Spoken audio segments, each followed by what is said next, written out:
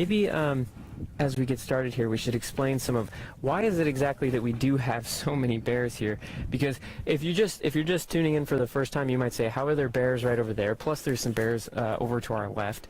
How can there be so many bears in one place? What brings all these bears here, Sarah? Well, it's probably the reason why this area has been used for so many years, and that's the fact that there is just a huge population of salmon here. As a matter of fact, it's the largest sockeye salmon fishery in the entire world here in Bristol Bay, which we are connected to here at Brooks Camp. And that's what these bears are currently doing, are just consistently fishing and fishing as they prepare for hibernation.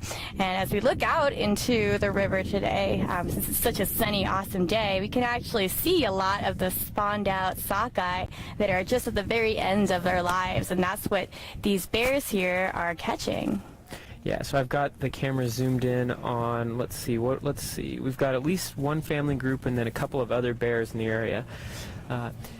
Now, bears love to eat salmon, right? So that's why we have a lot of bears here.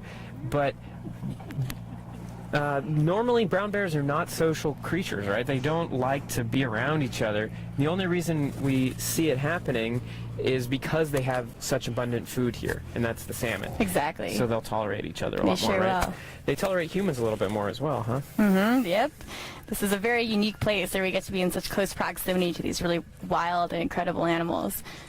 All right, so we're able to view the bears here in Brooks Camp, this part of Katmai National Park, pretty well, pretty safely, because we're up on these elevated platforms. We're about 10 feet off the ground right now on this big wooden platform, and we're up here with half a dozen or a couple dozen visitors, and we're all just enjoying the view of these bears out there on what we call the spit, just that gravel bar out there. And there's bears up the river behind us. This is actually the mouth of the river right here. This is the Brooks River flowing out into Brooks Lake, Naknek Lake. You might hear some of the traffic down below us, maintenance workers hauling equipment up to the other parts of Brooks Camp. There's a lot of people out and about today because it's such a beautiful sunny day. All right, Ranger Sarah, let's talk about some of the natives of Alaska and the natives of the Alaskan Peninsula specifically. Sure. and kind of lay some of the groundwork for this.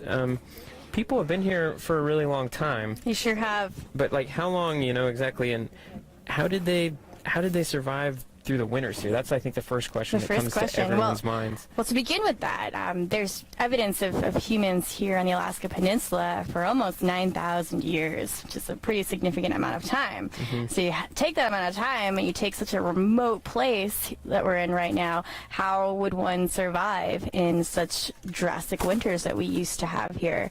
Because it would get pretty cold, and there would be a lot of winter storms as well. And they utilize some pretty unique living quarters, which if you were to come to Katmai National Park, you could actually see a reconstruction of one of these.